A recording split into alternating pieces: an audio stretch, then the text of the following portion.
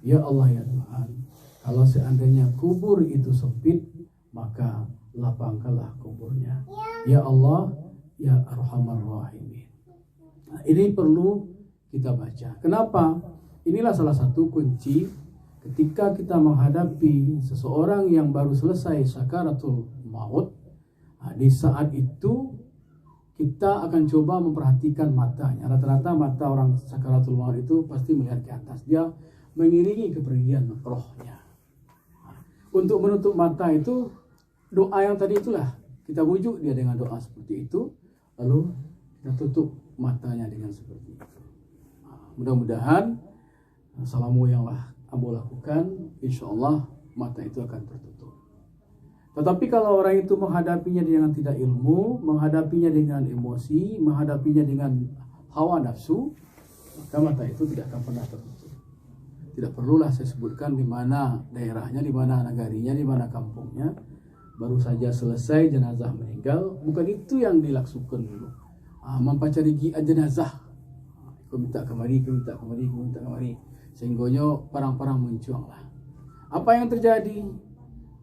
Di saat itu susah untuk menutup matanya. Itu Allah nampakkan langsung. Jadi mudah-mudahan untuk keluarga yang ditinggalkan, bagi almarhum itu bersyukur sekali. Anak-anak beliau adalah anak-anak yang soleh, istri beliau adalah istri yang solehah. Mudah-mudahan bisa melepas ini dengan kepergian dengan sebaik-baiknya. Sebab apa? Kalau ambo perhatikan, ada 3 macam dari cerita yang disampaikan oleh pihak keluarga, itu ada pada diri almarhum. Kau dapat itu ada pula pada diri awak. Nanti itulah yang akan ambo sampaikan. Karena Nabi berpesan dan ulama pun sepakat mengatakan ciri dan tanda-tanda orang itu husnul khatimah banyak, tapi di antaranya akan ambo bacakan 3 hal. Yang pertama sekali, Rasulullah berpesan dalam sebuah hadis yang diriwayatkan oleh Abu Daud, "Man kana akhiru kalamihi la ilaha illallah dakhalal jannah." Barang siapa yang akhir perkataannya dia ucapkan kalimat la ilaha illallah, maka dia akan masuk surga. Maka itu sudah disepakati. Orang yang mati husnul khatimah, tanda-tanda yang pertama itu.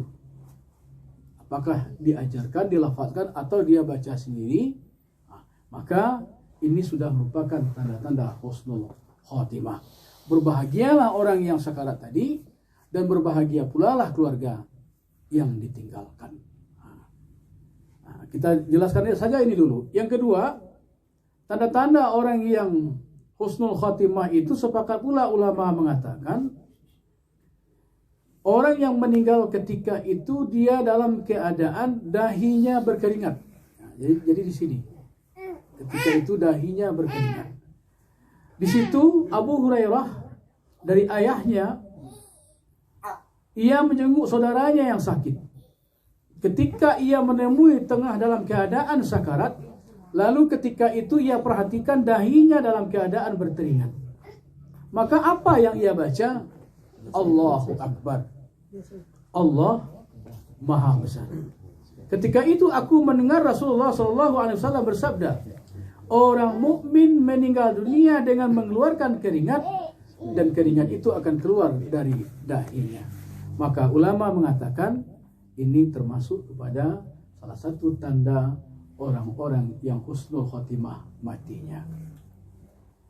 Yang ketiga yang harus kita perhatikan adalah bahwa matinya orang husnul khotimah itu sebagai tanda-tanda yang baik. Itu rasul-rasulnya ketiga-tiganya pada kakak awak. Seseorang itu mati pada hari yang dimuliakan, yaitu hari Jumat. Apakah dia meninggal di malam hari ataupun dia meninggal di siang hari. Ini berdasarkan hadis yang diriwayatkan oleh Ahmad dan Tirmizi. Ma min muslimin yamutu yaumal jum'ah atau lailah jum'ah illa waqahu Allahu fisnatal qabri. Tidaklah seorang muslim meninggal dunia di hari Jumat atau pada malam Jumat, kecuali Allah akan menjaga dia dari fitnah kubur, dari ujian kubur, dari siksaan kubur. Engkau beberapa puluh tahun yang lalu, sekitar 30 tahun yang lalu, ambo namanya cukup pengen tahu ketika itu ikut membantu orang menggali kuburan di Gantiang. Lalu di atas Gantiang itu orang membuat lahat. Ketika lahat sudah dibuat itu, ambo penasaran. Itu masih bujang tuh, penasaran. Abana rasanya lalu di lahat.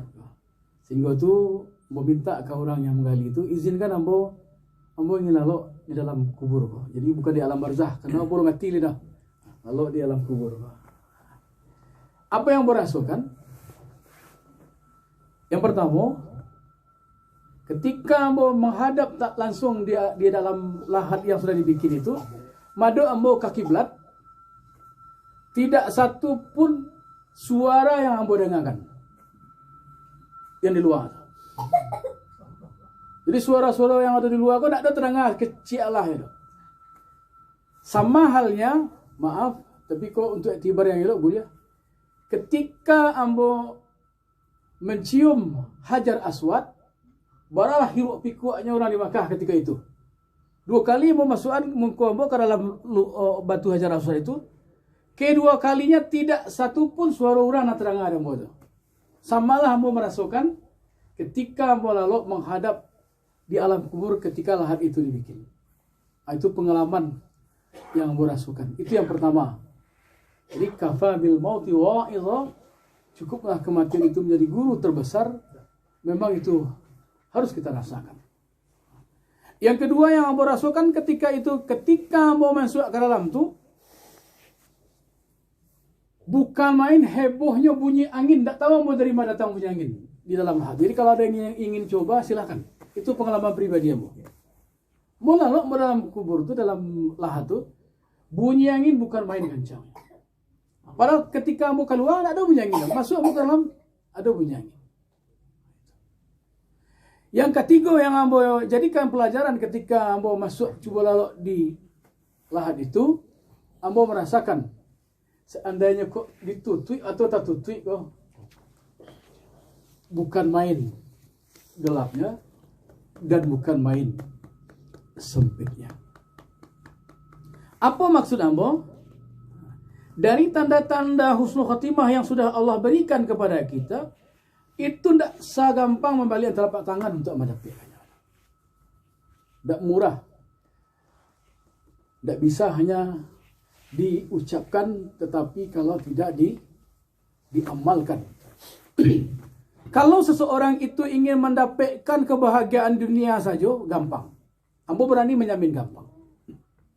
Contoh, ketika ayahnya tidak menjadi seorang yang berpangkat tinggi, satu saat yakinlah, kalau tidak anaknya yang berpangkat tinggi, kalau tidak cucunya, kalau tidak piutnya. Itu pasti itu, kalau ada keinginan. Yang kedua, ketika di rumah itu orang ingin anaknya, keluarganya berilmu pengetahuan, ketika dia mungkin alun tinggi sekolahnya, tiba di anaknya pasti tinggi. Kalau tiba di cucu, kalau tiba di puyi, pasti akan dapat. Begitu pula ketika harta yang kita inginkan, pasti semuanya harta itu dari nol kita bawa. Kalau tidak dapat di awak, tentu dapat di anak, dapat di cucu, dan dapat di piyi. Tapi untuk mendapatkan husnul khatimah tidak bisa seperti itu. Tidak bisa seperti itu. Maka pada kesempatan yang singkat, karena Allah 3 malam berturut-turut, itu itulah yang harus kita persiapkan mulai dari kini. Ada sampai macam, tolong segerakan untuk memeliharanya.